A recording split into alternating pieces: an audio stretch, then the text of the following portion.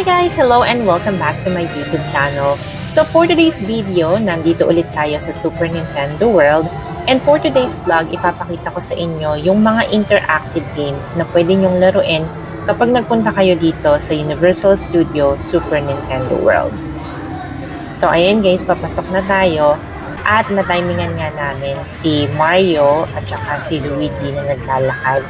So, pwede kayong magpa-picture sa kanila. Meron lang mga time limit or meron lang mga oras kung kailan kayo pwedeng magpa-picture.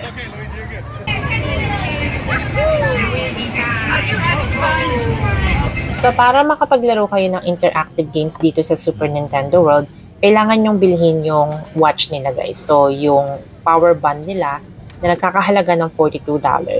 Tapos, sa likod nito, naka-layout yung mapa ng Super Nintendo World tsaka kung saan nyo makikita yung mga games.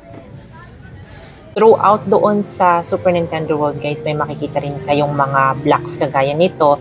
Tapos pwede nyong itap yung watch nyo para makapag-collect kayo ng coins.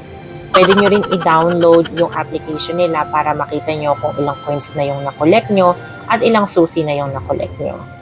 So, kapag nakakapaglaro kayo or nakaka-finish kayo successfully ng laro, makakakuha kayo ng isang susi. At pag may nakuha kayong tatlo, then makakapaglaro kayo ng browser challenge.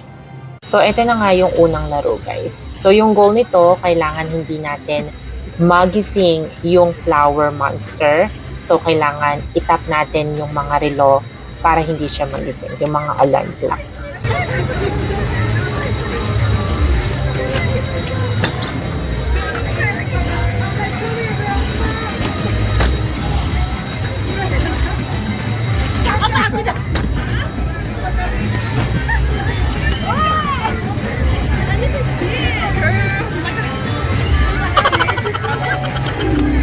Ito naman next game guys, sobrang easy. So, ang gagawin lang dito, kailangan hindi tayo mahabol noong mushroom na nasa ibabaw. So, kailangan mo lang siyang ikutin. And then, madali lang siya, hindi naman mabigat yung ikutan. Pati nga yung bata na lalaro nila.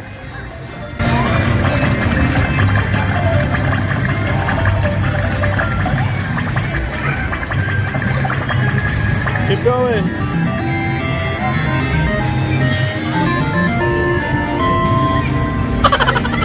Okay, so itong next game guys, yung goal nito, kailangan yung turtle na yon, yung turtle house na yon, matimingan mo siya na makapasok siya dun sa gitna ng kubo.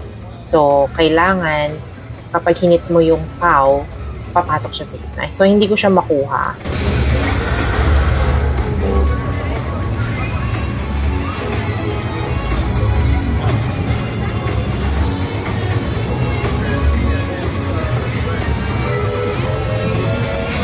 Pero ang ginawa ko, ayun, pinasubo ko na lang siya doon sa asawa ko. Siya, nakuha niya agad. Ako ilang beses ko tinry, hindi ko talaga siya nakuha.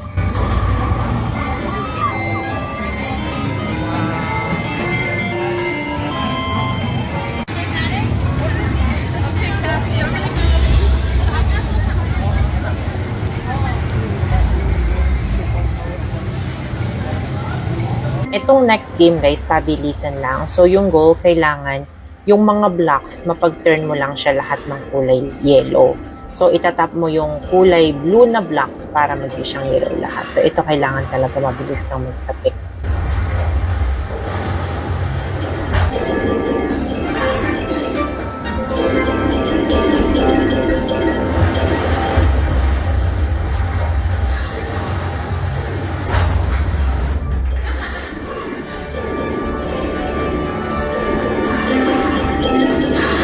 Ito nga, akala ko natapos ko na, tapos nag-celebrate na ako, tapos hindi ko napansin meron palang isa pang block na naiwan doon sa gilid.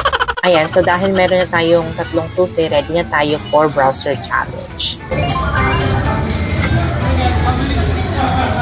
Sa loob guys, meron ding mga interactive na mga blocks na pwede mong itap using your watch.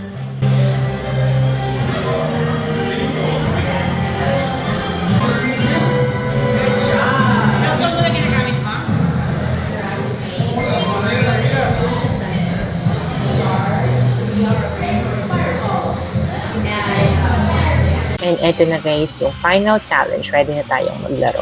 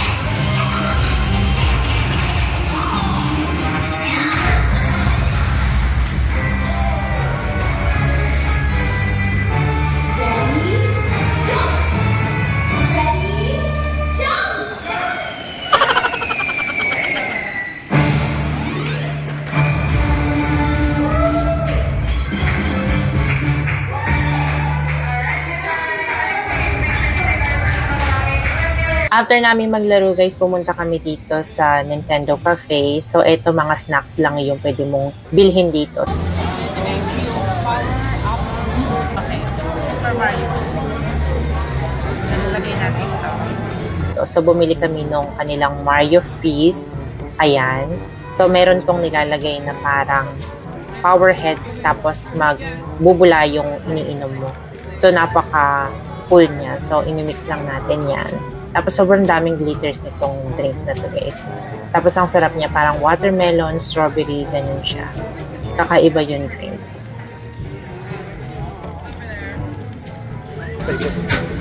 Yan.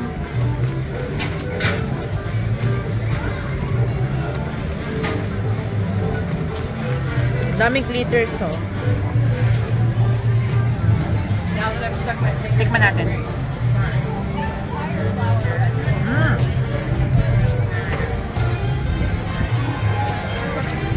Sarap.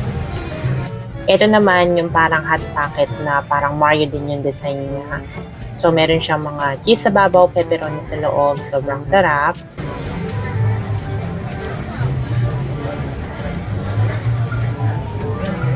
So, ayan guys, as you can see, punong-puno siya ng cheese at pepperoni. Ang sarap nito.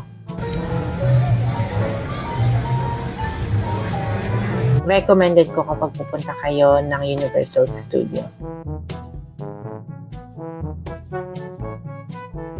And that is it guys. Thank you so much for watching. Maraming salamat sa panonood and I will see you on my next video. Bye!